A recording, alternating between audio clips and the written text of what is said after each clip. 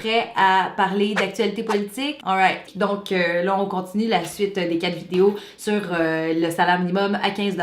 Aujourd'hui, pour le 3e vidéo, on va démystifier le mythe de la fermeture de toutes ces PME-là qu'on a au Québec suite à la hausse du salaire minimum à 15 $. Donc, stick around!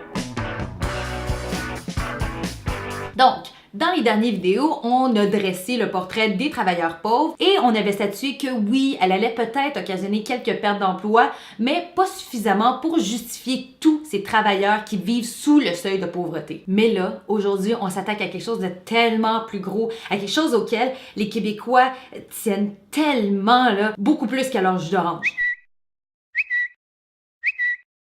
Et j'ai nommé les PME. Et oui, on s'accroche à nos PME comme si notre vie en dépendait.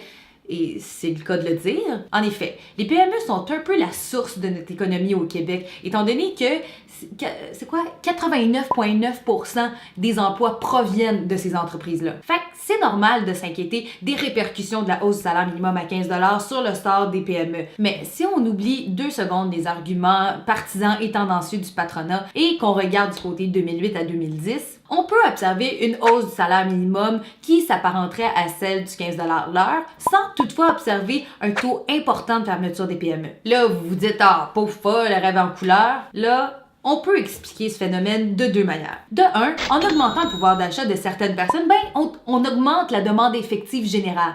Et dans une économie qui se base sur la consommation des ménages comme la nôtre, c'est bien le fun. En fait, on attribue le boom économique des années 90 à Céline depuis qu'elle s'est changée en or. Je me changerai en or pour que tu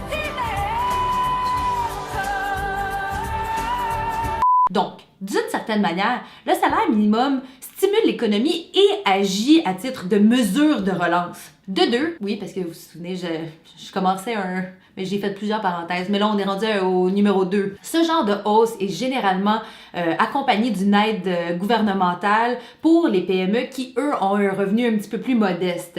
Généralement, on fait ça principalement pour pas évincer des entreprises en démarrage, par exemple. Par contre, ce qui est le plus troublant, c'est de constater que depuis 1981, la productivité a augmenté de 30% quand la rémunération totale n'a augmenté que de 15%. Ça démontre que les entreprises ont profité de cheap labor depuis les années 80 juste à cause de l'inaction du gouvernement. Fait que de dire que la progression du salaire minimum a évolué correctement, c'est comme de dire que du Dr. Dre, ça l'a bien vieilli.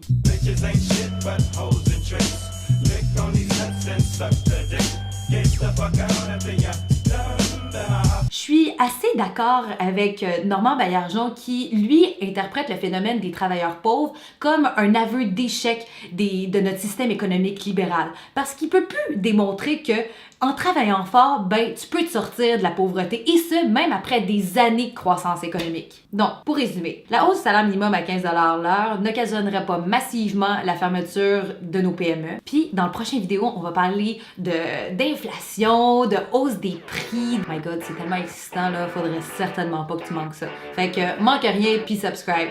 Salut!